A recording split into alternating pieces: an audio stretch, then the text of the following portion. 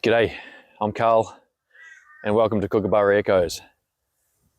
Now today I want to talk to you about what it takes to be a real man. What it takes to be a real man, a true man. Okay, I've got 5 things that I want to share with you. Now the first thing is going to sound fairly bland, but stay with me, all right? It's more detailed and meaningful, and each point bleeds into each other. All right. So please stay with me and you'll get a better understanding of where I'm going here. But the first thing in regards to being a good man, in my opinion, a real man is to be a good man, okay? Bear with me. Okay, so the easiest way for me to put this is that the absence of evil, all right, doesn't automatically mean the presence of good. Let me repeat that. The absence of evil or the absence of wrongdoing or being bad does not automatically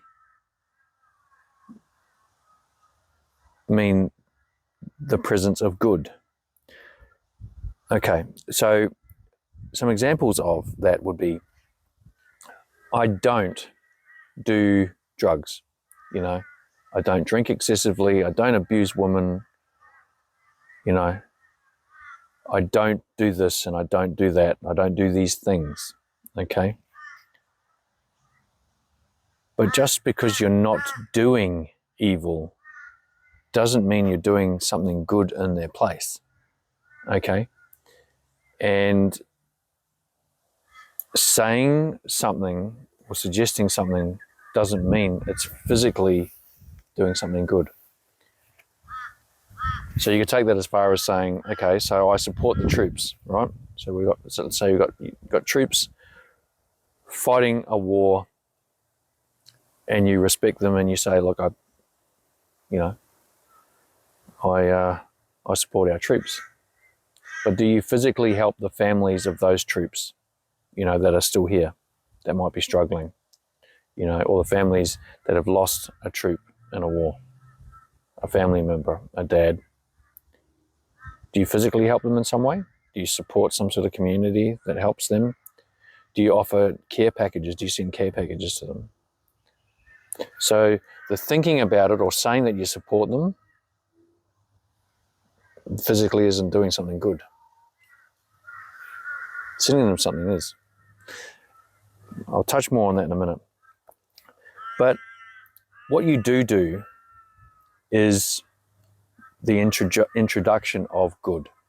So just because there's an absence of evil doesn't mean there's good. So doing things like, I do help my neighbor, right?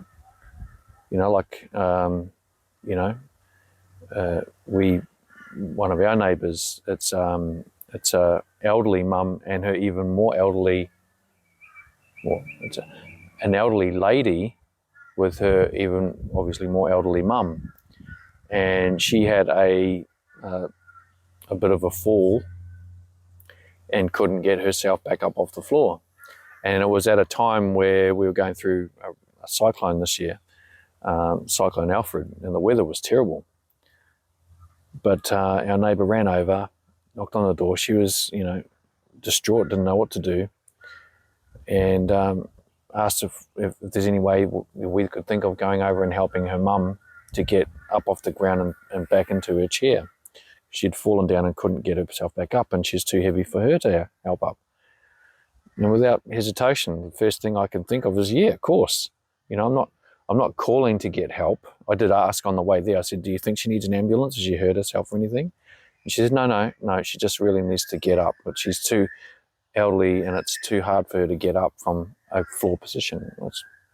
I can understand that some days, even at my age, getting down on the floor to play with kids, and I find it hard to get up. So, but this wasn't a laughing matter. I took it very seriously. But I went straight over there, talked to her mum like she was my mum or grandma, and helped her back up onto sitting on the edge of a bed first, and then put her back into her wheelie chair. And that's just doing something good. It's doing these good things, even something simple like holding the door open for somebody, you know, or genuinely caring enough to say hello to, you know, a store assistant that looks like they're doing it tough, they're having a bad day. You know, let them know that someone acknowledges them and cares. That's what it is to be human, but more importantly, that's what it is to be a good man. Right. The next thing that it takes to be a real man is to be a dangerous man. You heard right, but you're probably thinking the wrong way. Now, by dangerous man, I don't mean someone that is, you know, does a lot of weights. He's, you know, built like a, you know, a brick house. His chest puffs out. No, it's not what I mean by dangerous man. And in fact, more often than not, men like that are not really dangerous. All right. In fact, the most dangerous men are the quiet ones. All right. But the danger that I'm referring to isn't meaning that people should be scared of you. You don't want to be a dangerous man to your wife. You don't want to be a dangerous man to your children or grandchildren or foster children in our regard. But you do want to be a dangerous man that should the need arise and you need to step in and protect your wife or children or grandchildren or even someone that's innocent that you know needs to be protected, you will step in there and you'll protect them. And you are in a position, or you've at least put yourself in a position where you can deal some damage. So I've studied various martial arts in my time, Kung Fu and karate, and done some hand-to-hand combat training in the military. And so, you know, I'll actually share a story with you. I have had to be in that position before, and I have had to hurt somebody. And that's not beating my chest. It's not a proud moment, all right? But I'm thankful that I was the type of man at that time when I was needed most, all right? So before I share my story, what I suggest to you is you don't need to be the strongest person around. You don't need to be anything. But if you are currently, and be honest with yourself, but if you'd consider yourself to be a weak man and someone that hasn't even thought about whether you need to step in and defend somebody that you love, or even if it's someone that you know, a child that you know needs help, that you will jump to their aid without even hesitation, because that's just the right thing to do, and that's what a real man does. If you're not thinking along those lines yet, one, you need to get your mindset right. And I'm telling you now, you should want to help someone in need and defend your loved ones, hands down. They're more precious. My daughters, I got 3 daughters, and my granddaughters and my foster children and my wife, I place their value well and truly above mine. But I still have a lot of value and self-worth, because as a real man, I need to be able to step in and help them out. And so, 1, get your mindset right, but 2, get yourself to a point where you could defend, you know. Maybe go and take some self-defense classes. Go and work out at a gym. Do some boxing. Do something. And you don't need to do it forever. You just need to get yourself right up here and get some technical aspects down pat so that if you do need to step in, you can. Now, I don't want to sound like it's definitely not a big note myself video or a big note myself story. But I was put in a position 10 years ago now so my daughters at the time, were, no, it's more than that. It's 11 years ago, because I know my youngest was 8 and she's 19 now. So 8, 12, and 15. No, 8, 11, and 14. Those are the range of ages of my daughters, all right? Now, I got a call whilst I was at work from my wife, distraught. My work was, 25 minutes away, drive-wise. 20 minutes the way I was driving to get back home, and in the middle of the day without traffic. But my wife called me distraught, crying in regards to a predator. And when I say predator, a predator to young girls at the front of our house that had some sort of connection with some neighbours that had moved in next to us. And he was preying on my daughters. And our home was quite a well away from the front of the street. There was enough yard that, our younger two would be playing out the front or playing out of the garage around the driveway area. But this sick individual was making advancements on not only my kids, but even my wife, and throwing out a lot of obscenities. Now, my wife had been on the phone to the police at the same time. Not to take away from law enforcement, but they're not renowned for taking things like that seriously enough that they would beat me to the scene. And I wasn't willing to bank the lives of my daughters and wife on that fact. So I jumped in the car, left work, just said, look, I got family matters I need to attend to, and I went there straight away. Now, admittedly, I had a preconceived notion that as a predator, once I turn up, he should turn tail and leave. But amazingly, this guy had a lot more gumption. I think he was under the influence of something, but also called over his friends in regards to me turning up on the scene.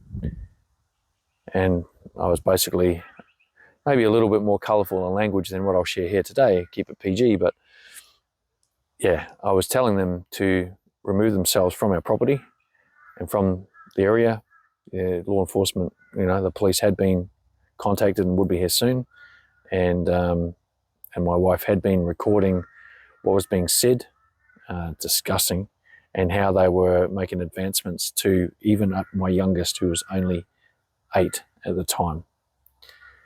And so rather than venture out, he tried to step me down and called his 2 friends over to me. Pushing and shoving started from him on me. He took the first swing, but that was his last swing. And I did some damage, significant damage, enough to, the other 2, they were gone.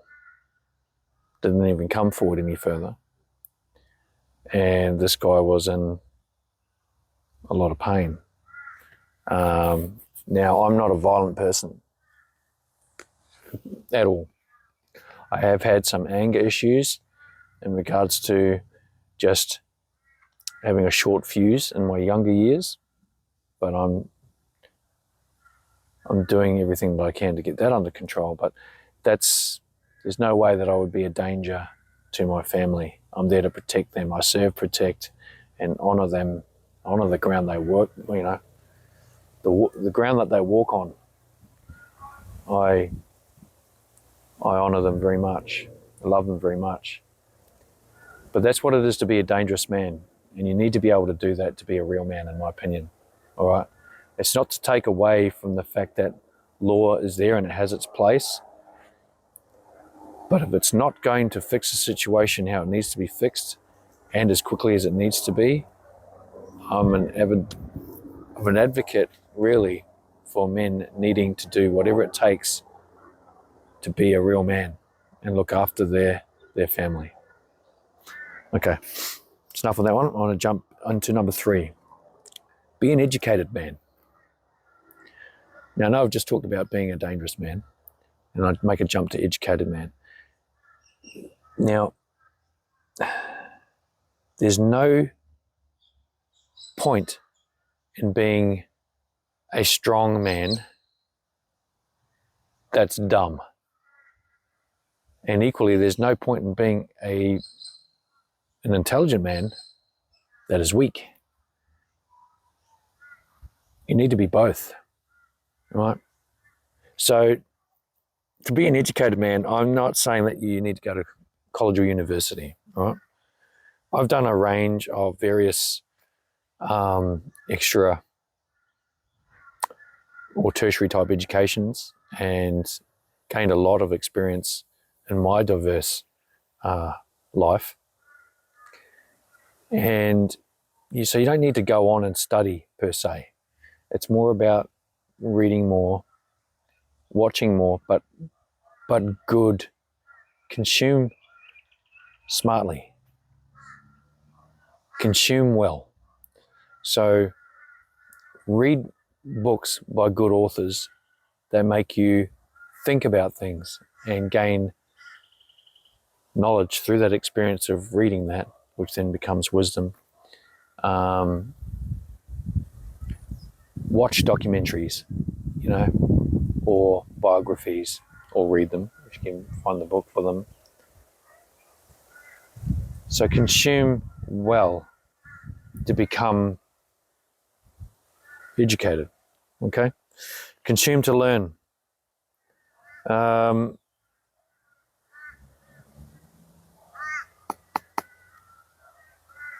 ask questions of those around you that are experienced in an area, or they're just older than you, so naturally their life experience supersedes yours. Just ask, all right? You'll be surprised at how many people are willing to share their story with you, but 9 times out of 10, we just do not even consider asking someone for that advice. So ask. Don't be embarrassed to ask. An old boss of mine is actually the first boss I had for a real job in a supermarket, which I had jobs prior to that as a kid doing paper runs and milk runs. But my first actual boss that I had, he said to me, "You're really quiet." And I said, "Oh, yeah, is that bad?" And he said, "It can be." And he says, "Have you ever had any questions that you wanted to ask and you haven't asked them?" And I said, "Oh, sometimes." And he says, "Like when?" And so my example would be at school. Sometimes I'd be sitting at the back of class and I didn't quite get something, but I wouldn't say anything out of fear of, my question being silly. And often I'd wait and hope that someone else would ask the question that I was wanting to ask, but wouldn't have the courage to do so. And he says, prime example. Okay. Word of advice. The only bad question is no question. And the only bad idea is having no idea. And it stuck with me. And so I guess if you're using sort of labels, I'm more of an introvert than not. And I will choose not to ask questions over researching myself. And researching has become a lot easier these days, obviously, with the internet the way it is and ready access to information. But I've become more inclined to ask questions of those maturer than me or further along the path in a certain area than me. So do not be afraid to ask those questions to become an educated man. Right, 4th is to become a calm man. This is something that I'm actually still working on. Now, as I'm at 50, I have led a life of, I guess, being pretty high strung. And it's from being, I put myself into those positions really, but I've always wanted to strive to be better, to be something else, you know, having come from quite a poor and dysfunctional upbringing. I've always wanted more for myself, but I've never stopped to sort of evaluate where I'm at and go, well, I'm already leaps and bounds past where I was, you know. And so I would never settle for any form of contentment. To be fair, I don't believe that it's healthy to just become content and stay there, because our souls, our spirit is always wanting to learn something new.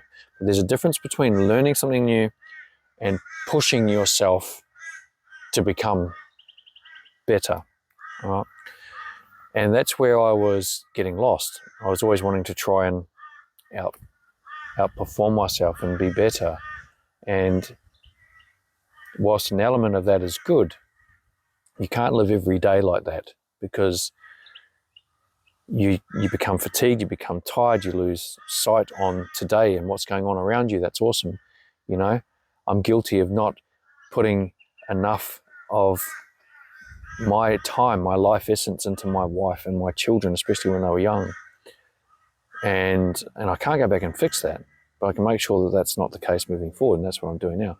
But that's what makes a real man, is to, one, identify that you're not calm, identify what detracts from your peace that makes you not calm, and work on that. And so for me, I had to remove agitators, right? Now, they can be people. This is probably the hardest one. You've got to be really true to yourself when you ask yourself if this particular person brings aggravation into your life more than they bring peace or value or reassurance or something positive to you. And you literally need to cut those people out. And I'd go so far as to say that if those people are part of your work, your employment, wherever you are, unfortunately, you're going to have to get up and move. Even if you really like what you're doing,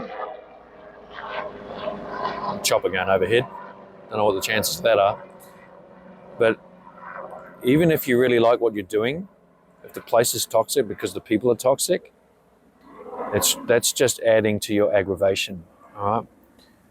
And for me, it was even things like diet. I had to lay off the sugar. Sugar, like energy drinks, heavy stuff like that, would just have me on edge without needing to be. Listening to, so I'm a fan of some heavier music. Well, actually, it ranges. Like the grunge scene was my scene, and that wasn't as heavy as some of the heavy music that I have listened to. But I also appreciate like what we call pub rock here in Australia, or just rock, and some more mellow music I do enjoy. And so I have a range of music that I like, but the last thing I should be doing on my way home from work is blaring something that's really intense and pumps you up, because I want to be entering my door calm. And I didn't always enter it like pumped up, but that is a precursor to having a shorter fuse, I guess. That's what I'm trying to get at. So calm can only come from the balance And the balance equals alignment, which then brings peace. Resting well is another thing. Helps you to be calm. Have an evening routine. And this is something that, again, I haven't abided by for my entire life up until reaching 49, and in my quest to become a calmer man, on my, in an effort to be a true man, a real man, I have an evening routine now. So I don't watch action films or anything on my phone. I read or listen to a book and have a bit of quiet conversation with my wife. And that's about it, really. Just wind down. Don't stay up late. Get up early. Face the next day head on. But calm and collected. So that's number 4, was being a calm man. And the last one is to be a wise man. And wisdom isn't something you can be gifted. Wisdom takes time, right? But there are elements of wisdom you can obtain over time. So you can be wise in certain aspects of your life, your younger life. It's not to say that every real man is an older man or a more mature man, but there is an element to that. So to gain wisdom, you have to have gone through an experience. You go through experiences. An experience can be something you physically go through, something that you witness, you watch, you read. So that's an experience, right? From that experience, you've gained knowledge. You now know how to tie that certain knot on a rope. You now know how to set up the tripod, put the certain settings on your camera to start recording and filming. But wisdom comes from how to take that knowledge and refine it, make it your own, all right? So the wisdom is in knowing that, okay, so I know now to set that up, but it's not wise to be sitting out here in the rain, all right? Or sitting out in the middle of this range where it's extremely blustery today, so I've found a sheltered area, hopefully. But being a wise man involves you listening more. After all, we were given 2 ears and only 1 mouth. So we should listen more than we speak. And we should pause longer before we speak to ensure that what we're trying to convey is true, or makes sense, or at least it's true to us if we don't know any different. There's not much more can be said for wisdom other than knowing. So if you're a young man watching this now and you're saying, okay, so I just can't be wise at the age of 20, incorrect. You can find elements of wisdom. Wisdom starts right from the start, right? Well, from the time that you start crawling, you learn elements of wisdom. But if you're someone that's only 20 watching this as an example, the one thing to bear in mind for step 5 in regards to being a wise man is that wisdom takes time. Wisdom is infinite. So you will never reach a peak of wisdom because life will always change. The world changes around you, which means there's always something new to learn about yourself, about your surroundings, about life, about existence. All right, so just keep that in mind. Now, this is an important thing that I've heard, and it rings true, right? So I want you to ask yourself this. If your time on this planet was up tomorrow, would you leave a hole? Let me repeat that. If your time here on earth was over tomorrow,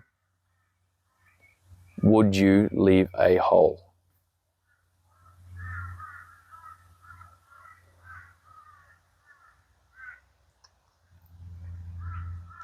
So, I want you to become the man that leaves a massive hole when his time's up here. And until next time, look after yourself.